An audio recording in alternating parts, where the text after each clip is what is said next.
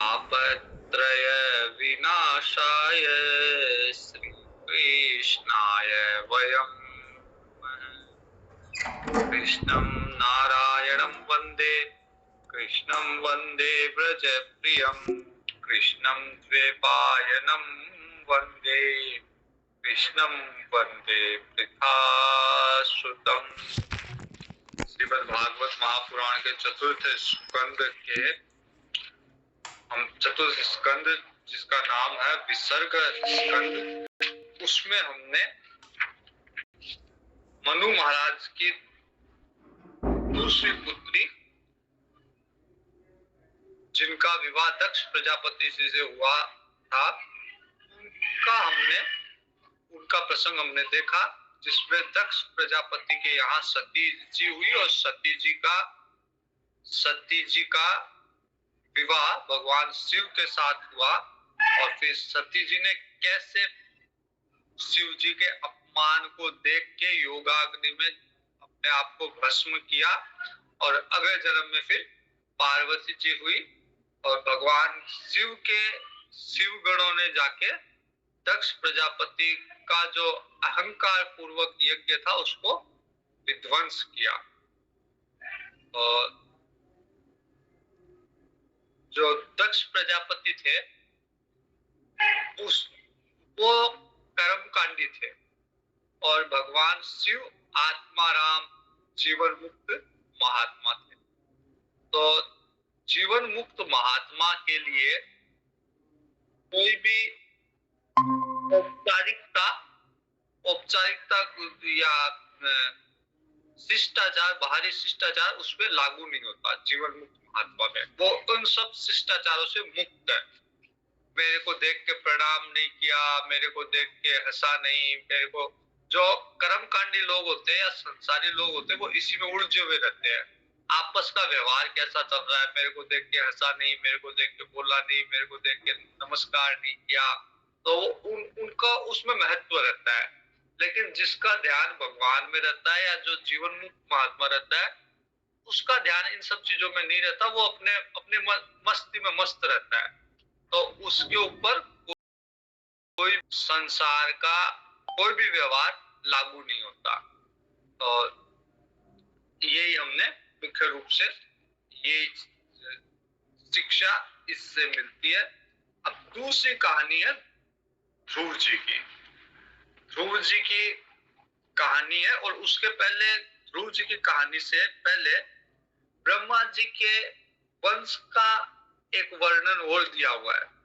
हमने देखा ब्रह्मा जी के ऋषि पुत्र उत्पन्न हुए, नारद जी आदि अनेकों ऋषि पुत्र, और उसके पहले संकादिक, नारद जी, हंस, अरुणी, यति, ये सब ब्रह्मा जी के पुत्र है।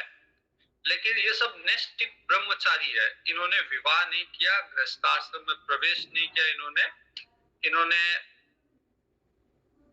जन्म लेते ही भगवान की भक्ति में लग गए। ये लोग गृहस्थाश्रम की तरफ देखा भी नहीं। ये जो नैष्ठिक ब्रह्मचारी संकादिक, नारद जी, हंस, अरुणी आदि ब्रह्मा जी के पुत्र है। और जो अधर्म है वो भी ब्रह्मा जी का एक पुत्र है। रामचरितमानस में एक चौपाई आती है जिसमें तुलसीदास जी कहते हैं कि ब्रह्मा की सृष्टि में गुण और अवगुण दोनों ही है। तो धर्म और अधर्म दोनों ब्रह्मा जी की पुत्र है। देवता और दैत्य दोनों ब्रह्मा जी ने दोनों को बनाया है। तो जो अधर्म है ब्रह्मा जी का पुत्र है, उसका विवाह हो गया वृषा से। वृषा मतलब झूठ। तो अधर्म और झूठ का जोड़ा, उससे पुत्र उत्पन्न हुआ दंभ। जब अधर्म रहेगा, झूठ रहेगी, मिथ्या रहेगी, तो उससे दंभ उत्पन्न होगा, अहंकार उत्पन्न होगा। और कन्या है माया, वहां से अधर्म रहेगा और अधर्म के साथ वृषा रहेगी, तो फिर वहां से माया उत्पन्न होगी। और इन दोनों को दंभ और माया से लोभ और निकृति उत्पन्न हुई। निकृति मतलब सठता, मतलब जिसका दिमाग नहीं चलता, बस वो अकड़ में रहता अपनी।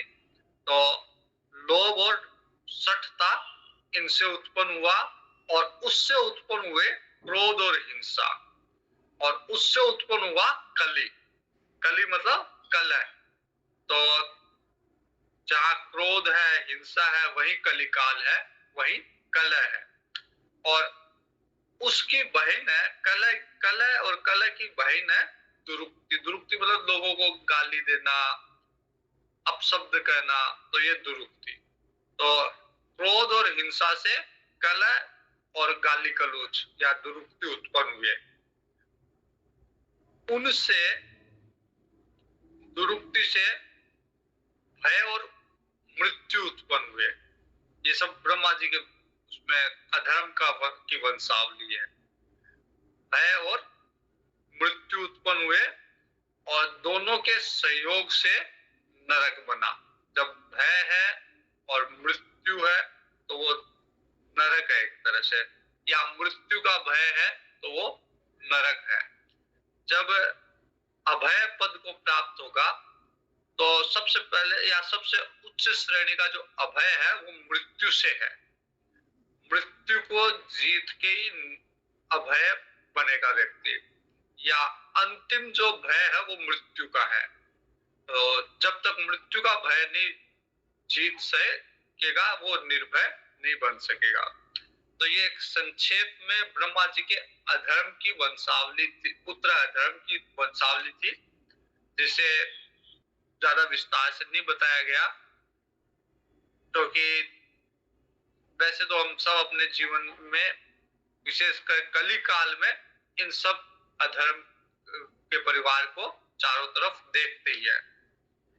फिर ब्रह्मा जी के जो पुत्र थे स्वयं मनु महाराज, उनकी 3 पुत्रियों की वंशावली हम देख चुके। अब पुत्र की वंशावली है। तो 2 पुत्र थे मनु महाराज के, प्रियव्रत और उत्तानपाद। उत्तानपाद के 2 विवाह हुए, सुरुचि और सुनीति से। सुनीति बड़ी पत्नी और सुरुचि छोटी पत्नी। उनसे सुनीति से पुत्र हुए ध्रुव, और सुरुचि से उत्पन्न हुआ उत्तम। राजा को क्योंकि सुरुचि ज्यादा प्रिय थी, इसलिए ध्रुव वैसा प्रिय नहीं था जैसा उत्तम था।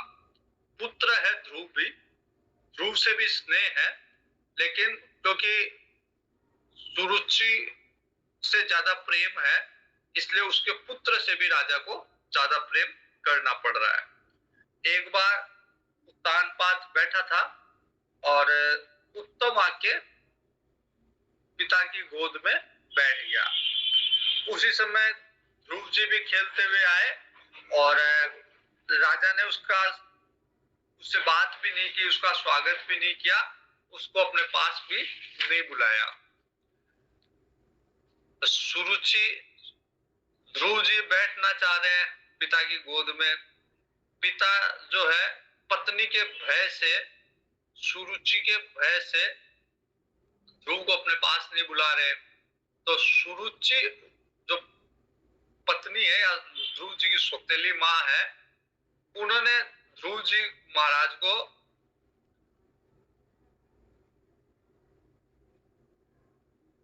अपशब्द कहे या डांटते हुए शब्द कहे। उन्होंने कहा कि तू राज सिंहासन पर बैठने का अधिकारी नहीं है। तू राजा का बेटा है तो क्या हो गया, राजा का बेटा ही तो है, लेकिन मेरी कोख से उत्पन्न नहीं हुआ। राजा का बेटा है लेकिन मेरी कोख से उत्पन्न नहीं हुआ, इसलिए तू राज सिंहासन पे बैठने का अधिकारी नहीं है। तू अभी नादान है, तुझे पता नहीं तो कि तूने दूसरी स्त्री से जन्म लिया। तू मेरे से जन्म नहीं लिया, तूने दूसरी स्त्री से जन्म लिया है। नादान है इसलिए तू इन सब चीजों को नहीं जानता। यदि तेरे को राज सिंहासन पे बैठने की इच्छा है अगर पिता की गोद में बैठने की इच्छा है तो तपस्या कर, और तपस्या करके भगवान की आराधना कर, उनकी कृपा से मेरे गर्भ में आके जन्म ले, तब फिर तू राज सिंहासन बैठने का अधिकारी होगा, अन्यथा नहीं बैठ सकता।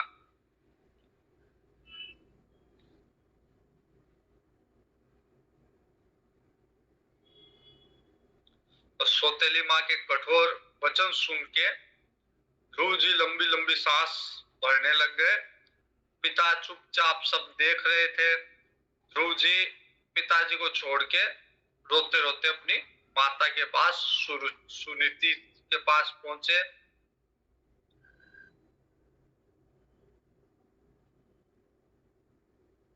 तो जाके सब बात बताई, बड़ा दुख हुआ उनको। जाके जैसे माता जी को बात बताई तो माता जी ने ध्रुव जी से कहा कि बेटा तू दूसरों के लिए किसी प्रकार के अमंगल की कामना मत कर। उन्होंने कुछ भी कहा तेरी सौतेली माँ ने, लेकिन तू उनके लिए अमंगल की कामना मत कर। सुरुचि ने जो कहा ठीक ही कहा।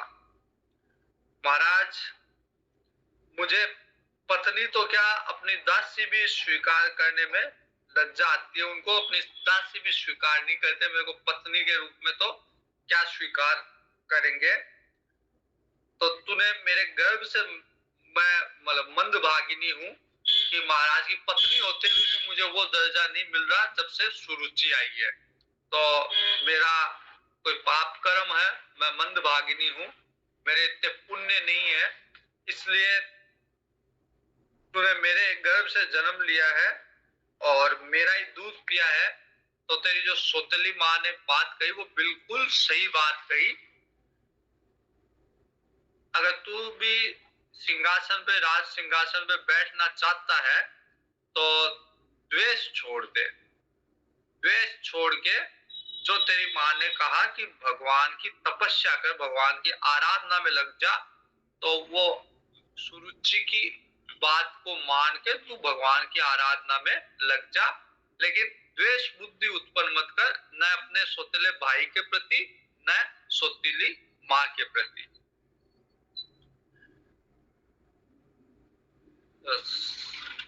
संसार का पालन करने के लिए भगवान सत्व गुण को अंगीकार करके श्री हरि के चरणों में आराधना करने से ही तेरे परदादा ब्रह्मा जी भी सर्वश्रेष्ठ पद को प्राप्त हुए। तो ब्रह्मा जी भी भगवान श्री हरि की आराधना करके इस पद पे, ब्रह्म पद पे पहुंचे हैं। तो ये तो छोटी सी बात है, एक राज सिंहासन। तू उसी भगवान की तू भी आराधना कर, ताकि तेरे को भी राज सिंहासन, अगर तू चाहता है तो तेरे को राज सिंहासन मिले। तेरे दादाजी भी, ब्रह्मा जी तो हो गए परदादा ध्रुव जी के, और दादाजी हो गए मनु महाराज। तो तेरे दादाजी ने भी बड़े बड़े यज्ञ किए हैं और भगवान की ही आराधना की है। तो तू भी उसी भगवान की आराधना कर। जितने भी अति दुर्लभ लौकिक, अलौकिक और यहाँ तक कि मोक्ष का सुख भी है, वो भगवान की आराधना से प्राप्त होता है। तो तू उन्हीं भक्त वत्सल भगवान श्री हरि का आश्रय ले, और जन्म मृत्यु से छूटने के लिए मुमुक्षु लोग जिनका आश्रय लेते हैं, जिनके चरणों में मोक्ष है, उन्हीं भगवान का तू आश्रय लेके अन्य सब चिंता को छोड़ दे और केवल भगवान का भजन कर। उन भगवान कमल लोचन भगवान श्री हरि को छोड़कर मुझे तो इस दुख से निवृत्त होने का और कोई रास्ता नहीं दिखता। तो तू मेरी बात मान, भगवान की आराधना, उनको खोजने का कार्य कर और उनको खोज के उनकी शरण में जा, ताकि इन सब दुखों से मुक्त हो सके। मैत्रेय जी कहते हैं कि सुनीति ने जो वचन कहे, उन्होंने वास्तविक जो मार्ग है वो दिखाया अपने पुत्र को। उन्होंने पुत्र को प्रतिकार प्रतिशोध लेने के लिए नहीं कहा, पुत्र को अज्ञान में नहीं डाला, द्वेष करने के लिए नहीं कहा, बल्कि जो वास्तविक तथ्य है, वास्तविक मार्ग है, उस मार्ग को प्रदर्शित किया। तो माता के वचन सुन के ध्रुव जी को भी अपनी बुद्धि में समाधान हुआ और पिता के नगर से निकल पड़े ध्रुव जी, नगर छोड़ दिया। ये समाचार सुन के, इन सब बातों को जान के नारद जी वहां आए, क्योंकि नारद जी को पता है कि छोटा सा बालक है, भगवान की खोज में निकला है। तो जो भी कोई भगवान की खोज में निकलता है, सबसे पहले नारद जी या नारद जी जैसे महात्मा उसको मिलते हैं और वो आगे का रास्ता वो महात्मा बताते हैं, वो गुरु, वो महात्मा या वो नारद जी जैसे भक्त उसे आगे का रास्ता प्रशस्त करते हैं। तो नारद जी आए, उन्होंने ध्रुव जी के मस्तक पर अपने कर कमल रखे, अपना हाथ रखा ध्रुव जी के मस्तक पर और मन ही मन विस्मित हो गए ध्रुव जी को देखकर नारद जी भी।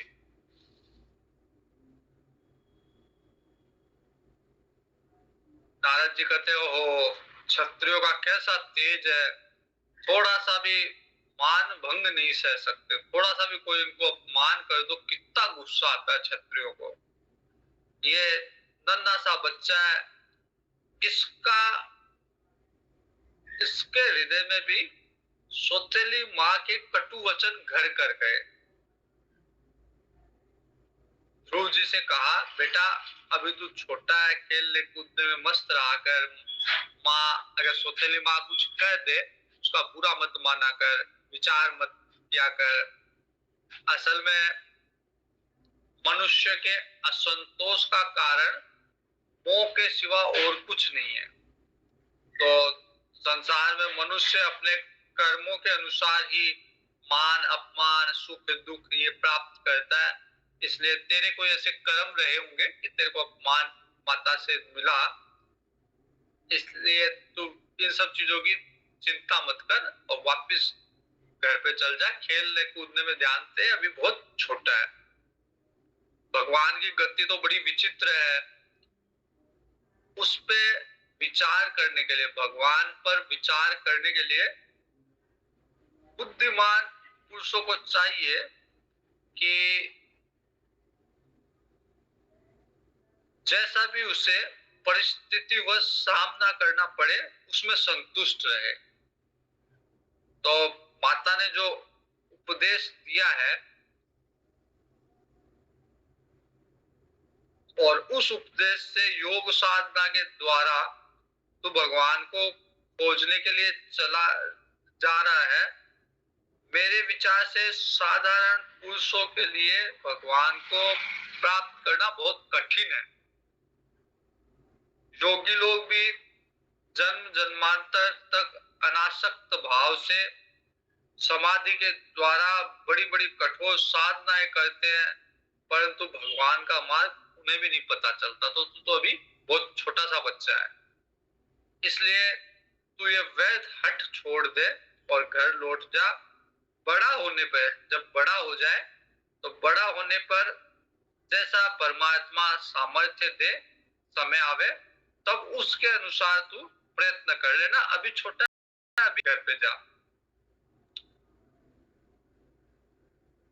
विधाता के विधान के हिसाब से अभी तो जो भी सुख दुख प्राप्त हो उसे तू उससे संतुष्ट रहे, घर में जा, जो कुछ भी सुख मिले दुख मिले उसमें संतुष्ट रहे।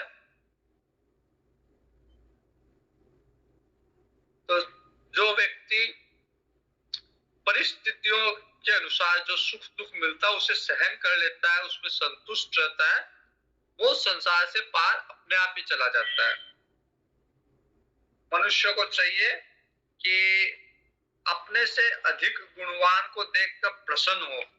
अगर कोई मेरे से ज्यादा गुणवान है उसको देख के उसके प्रति सम्मान का भाव हो मेरे मन में, उसको देख के मैं प्रसन्न हूँ। और जो कम गुणवान है उसको देख के दया है कि ये बेचारा अभी तक सीख नहीं सका, ये बेचारे के पास अभी तक ये गुण नहीं है। और अपने से समान के साथ मित्रता का भाव रखे। तो अगर ऐसा कोई व्यक्ति करता है तो उसको भी दुख दबा नहीं सकते। अगर अपने बराबर वालों के साथ मित्रता, अपने से बड़े के साथ सम्मान का भाव और छोटे के प्रति दया, तो उसको भी कोई दुख दबाएगा नहीं, उस व्यक्ति को भी। तो नारद जी इस तरह से समझा बुझा के ध्रुव जी को वापस घर राजमहल में भेजना चाहते हैं। लेकिन ध्रुव जी ने कहा, सोयम समो भगवता सुख दुख हतात्मनाम दर्शित कृपया पुंसां दुर्दर्शोस्मद्विधेस्तु यः।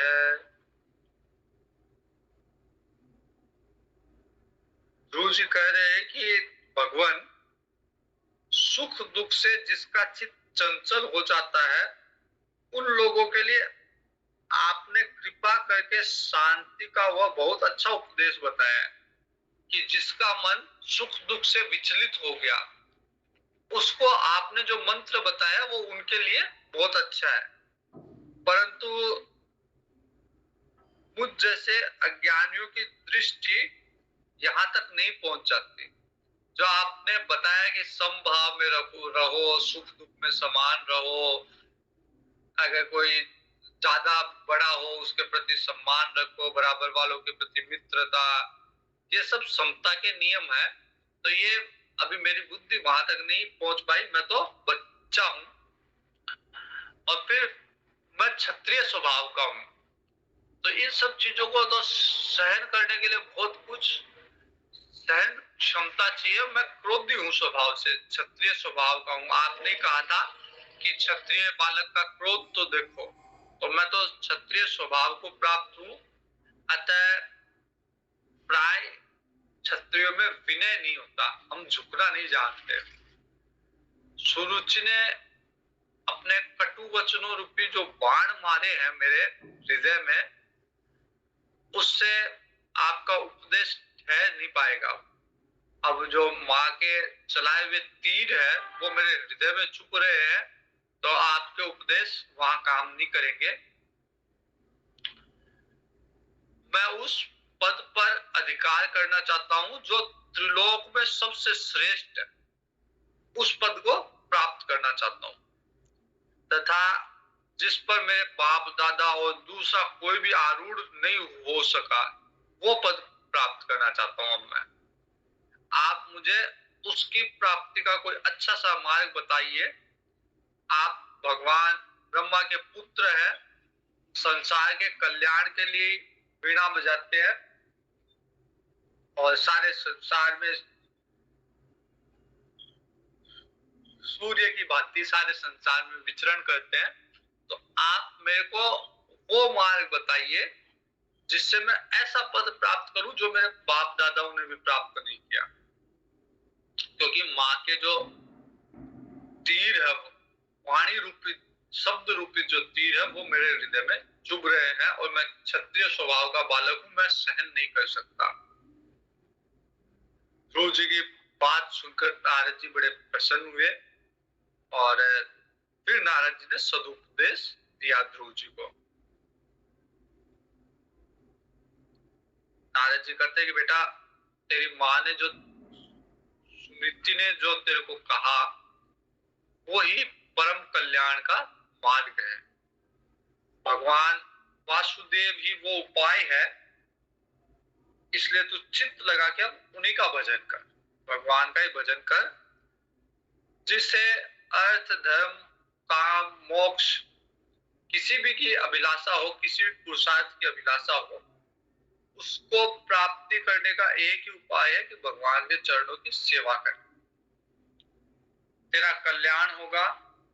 तो श्री यमुना जी के तटवर्ती क्षेत्र में जाके मधुवन में जा और वहां जाके वहां नित्य भगवान हरि विराजमान रहते हैं, वहां जाके कालिंदी के निर्मल जल से 3 बार स्नान कर यमुना जी के जल में, और नित्य कर्म से निवृत्त होकर आसन बिछाकर स्थिर भाव से बैठ जाओ वहां जाके, और फिर रेचक, पूरक, कुंभक आदि से प्राणायाम करके धीरे धीरे प्राण को, मन को, इंद्रियों को, इनके दोषों को दूर करके धैर्य पूर्वक भगवान में ध्यान लगा। भगवान के नेत्र पर ध्यान कर, भगवान के मुख पे ध्यान कर, जो निरंतर प्रसन्न रहते हैं भगवान, उन्हें देख के ऐसे मालूम होता है कि प्रसन्नता पूर्वक भक्त को वरदान देने के लिए भगवान हमेशा तैयार, उद्यत रहते हैं, तैयार रहते हैं। उनकी नासिका, भौहें, कपोल, इन सब का ध्यान कर भगवान परम सुंदर है, सभी देवताओं में परम सुंदर है। उन सुंदर भगवान के रूप का ध्यान कर, उनकी तरुणी अवस्था, भगवान कभी वृद्ध नहीं होते। अगर अवतार लेके आते हैं तब अवतार में भी वृद्ध नहीं होते। भगवान के कभी दाढ़ी मूछ भी नहीं आते अवतार में भी। तो भगवान की उस तरुणी अवस्था को ध्यान कर, सुडोल शरीर को ध्यान कर, भगवान के होठ को, नेत्र को, जो अपार सुख देने वाले दया के सागर है भगवान, शरणागत वत्सल है भगवान, उनके वक्ष स्थल में देख श्री वत्स का चिन्ह है, उनके श्याम वर्ण के श्याम सुंदर गले में वनमाला धारण किए हुए हैं, 4 भुजा, शंख, चक्र, गदा, पद्म शोभित है। उनके अंग प्रत्यंग, किरीट, कुंडल, केयूर, कंकण आदि आभूषण, इनका ध्यान कर। गले में पुष्प की माला है, शरीर में पीतांबर है रेशमी, उन सब चीजों का ध्यान कर। नुपुर है, पेजनी है चरणों में। तो भगवान का स्वरूप बड़ा दर्शनीय, शांत, मन को आनंद देने वाला है। उस स्वरूप का ध्यान कर, भगवान का मानस पूजन कर। ध्यान के द्वारा भगवान के एक एक अंग प्रत्यंग का ध्यान करके उसका मानस पूजन कर, और अंतःकरण में भगवान को विराजमान कर, अपने हृदय में भगवान को विराजमान कर, इस प्रकार धारणा करते करते जब चित्त स्थिर हो जाएगा, जो धारणा एक बार आया था, धारणा ध्यान समाधि, तो ये धारणा है कि भगवान के रूप का, भगवान के हर अंग प्रत्यंग का, भगवान के आभा मंडल का, भगवान के श्रृंगार का, ये ध्यान करना, ये धारणा है। अभी ध्यान नहीं है, ये धारणा है। ये मतलब बृहद रूप से जिसका ध्यान करने वाले हैं उसके आसपास का जो परिमंडल है उसका ध्यान चल रहा है। तो ये सब धारणा करते करते जब मन एकाग्र हो जाएगा तो फिर भगवान प्रभु मन ही मन में ध्यान कर भगवान प्रभु का।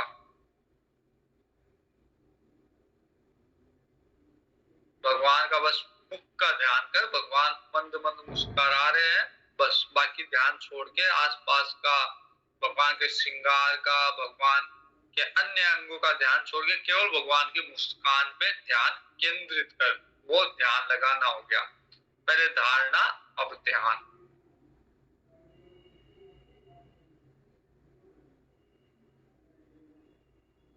भगवान की जो छवि है उसका नित्य अगर कोई ध्यान करता है तो फिर शीघ्र ही परमानंद में डूब के तल्लीन हो जाता है। ये समाधि अवस्था हो गई। तो धारणा, ध्यान, समाधि, उसमें जब तल्लीन हो जाता है और फिर वहां से लौटता ही नहीं है, पर उसका मन उसी में रम जाता है, उसमें स्थिर हो जाता है, वो समाधि की अवस्था। तो इस ध्यान के साथ परम मंत्र का जप भी कर, 7 रात जप करने से मनुष्य को आकाश में जो सिद्ध विचरण करते हैं उनके दर्शन होने लगते हैं इस मंत्र के द्वारा। वो मंत्र है ओम नमो भगवते वासुदेवाय। ये पंचाक्षर मंत्र है, ओम नमो भगवते वासुदेवाय। इस मंत्र का, पंचाक्षर मंत्र का जाप कर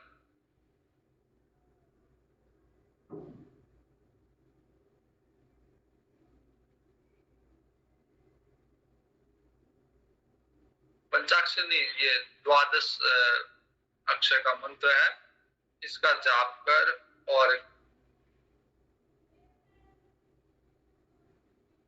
खुद से विचार कर कौन से काल में कौन सी वस्तु उपयोगी है। इस मंत्र के द्वारा तरह तरह की सामग्री से भगवान की द्रव्यमयी पूजा करनी चाहिए।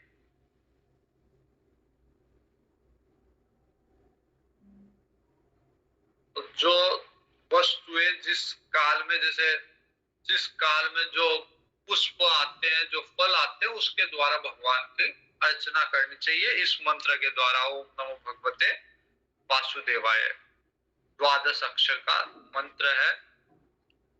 भगवान का पूजन जल से, पुष्प माला से, जंगली मूल से, फल से, दुर्वा आदि अंकुर से, वन में प्राप्त होने वाले वलकल वस्त्र और उनकी तुलसी से, इनसे भगवान की पूजा करनी चाहिए। अगर कोई शिला आदि की मूर्ति मिले तो ठीक है, नहीं तो पृथ्वी या जल आदि में भगवान की पूजा करें। अगर कोई मूर्ति प्रतिमा मिल जाए ठीक है, वरना जल में भगवान के रूप का ध्यान करना चाहिए, पृथ्वी में भगवान के रूप का ध्यान करना चाहिए। सर्वदा संयम चित, मननशील, शांत और मौन। संयम चित्त के द्वारा मननशील रहते हुए, शांत मन से मौन रहते हुए, जंगली फल फूल का आहार, परिमित आहार करते हुए, इसके सिवा भगवान की माया द्वारा जो जो भगवान ने माया को स्वीकार करते हुए अवतार लेके जो जो रचन लीला की है, उनका मन ही मन चिंतन करना चाहिए। भगवान कहाँ गए थे, कहाँ खेलते थे, भगवान के चरण चिन्ह कहाँ होंगे, भगवान ने किस दैत्य को मारा, किसका उद्धार किया, किसका भगवान ने दर्शन दिए, इन सब भगवान की लीलाओं का ध्यान करते हुए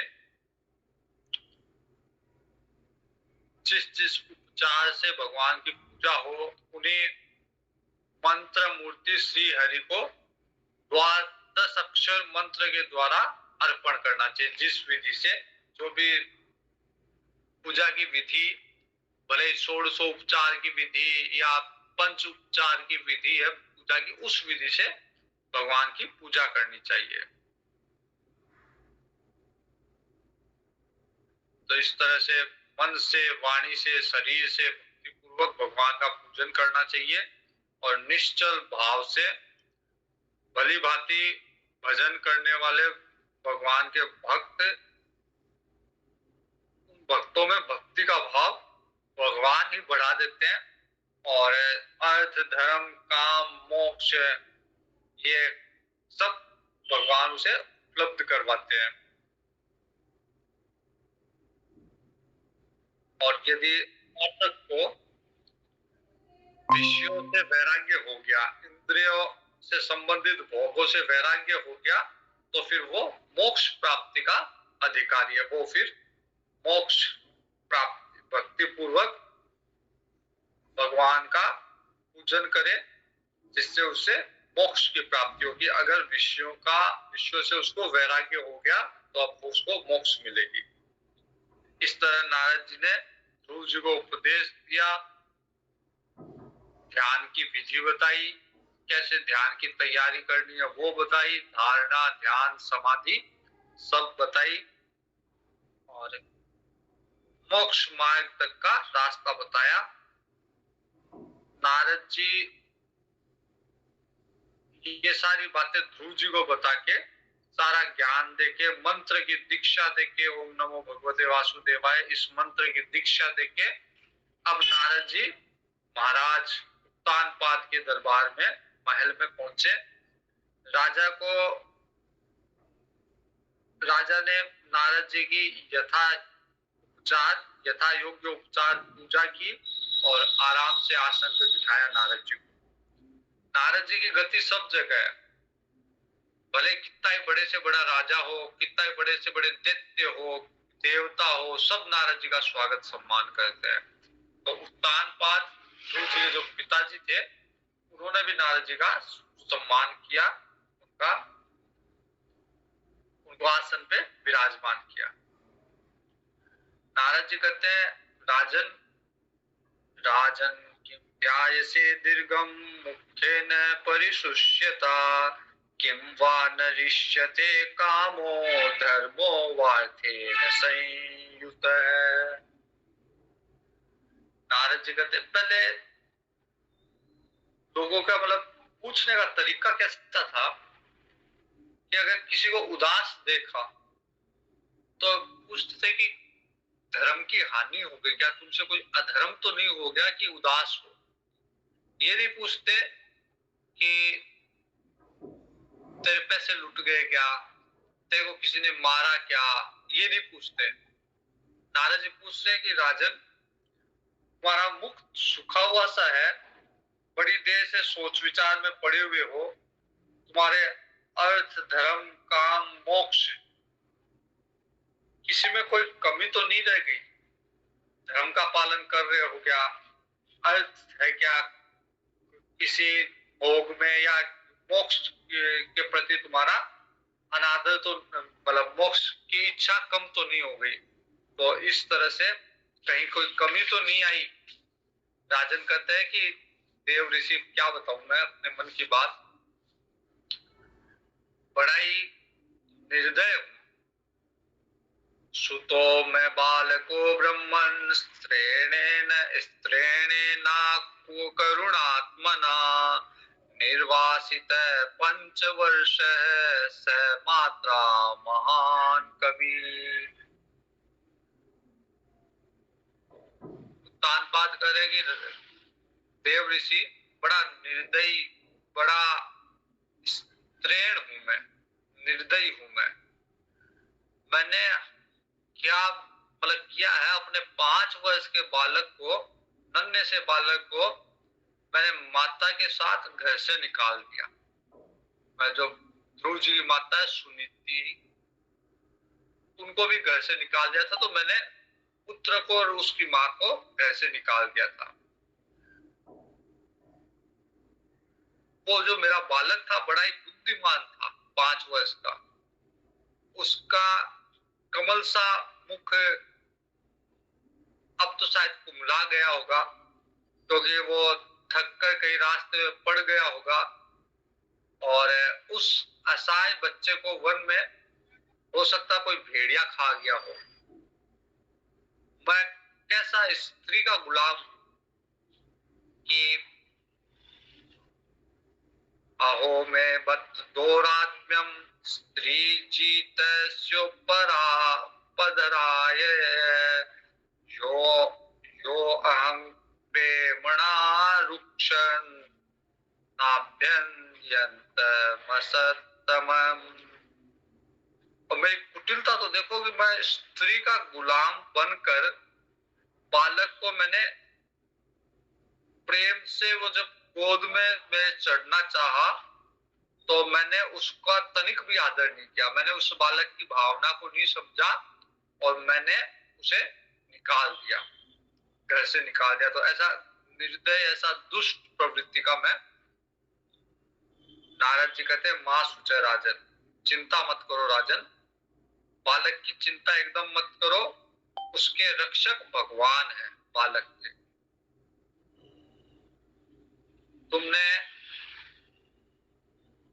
तुम्हें अभी उसके प्रभाव का पता नहीं उस बालक के। वो भगवान का भक्त है और उसका यश सारे जगत में फैल रहा है, इसलिए उसकी चिंता मत करो। वो बालक बड़ा समर्थ है, कोई साधारण बालक नहीं है, भगवान का भक्त है, बड़ा समर्थ है, जिससे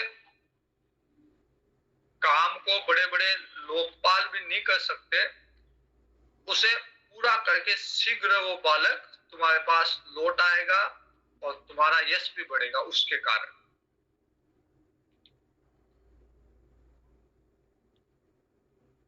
नारद जी की बात सुनकर महाराज उत्तानपाद को अपने राज्य से, अपनी राजगद्दी से उदासीनता, निर्मोहता प्राप्त हुई। अब मोह नहीं रहा और अब वो केवल ध्रुव जी की प्रतीक्षा करने लग गए, उनकी चिंता करने लग गए। इधर ध्रुव जी मधुवन में, वृंदावन में पहुंच के यमुना जी में स्नान किया और पवित्रता पूर्वक उपवास करके नारद जी ने जो उपदेश दिया था वैसे एकाग्रचित होके भगवान नारायण की उपासना प्रारंभ कर दी ध्रुव जी ने। उन्होंने तीन तीन दिन रात्रि को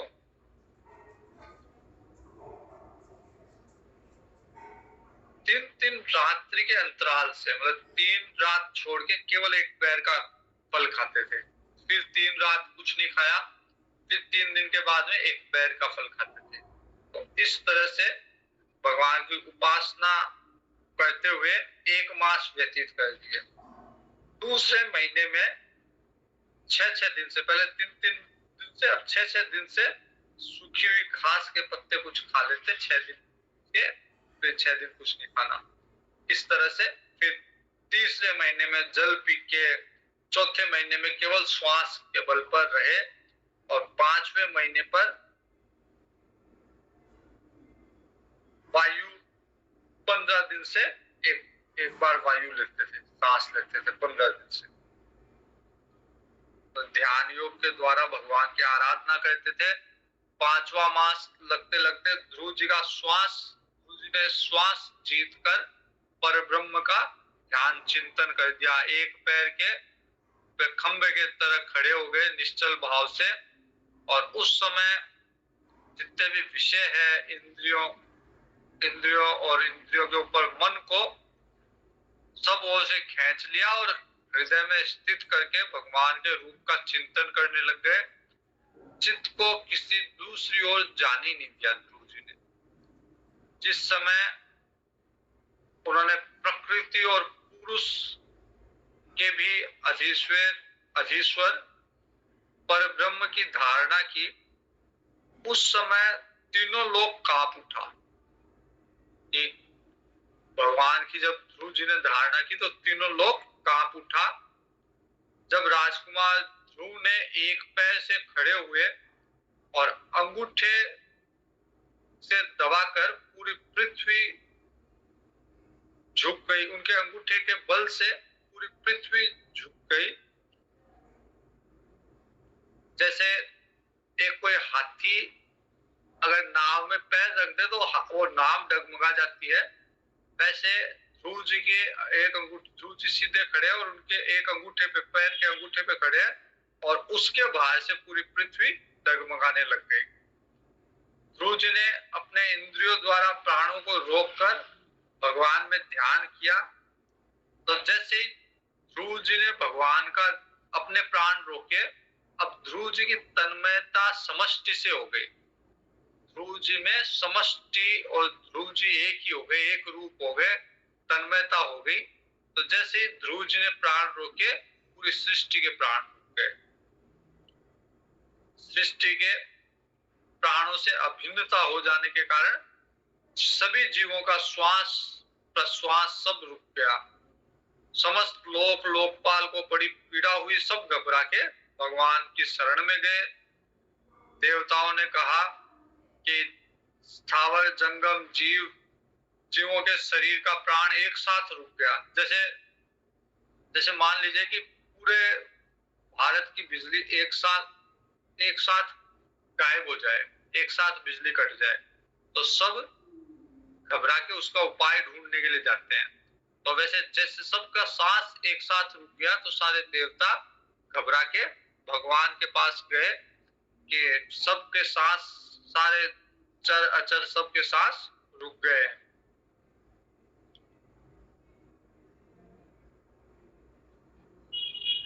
इस तरह का अनुभव पहले कभी नहीं हुआ कि सबके सांस एक साथ रुक गए हो।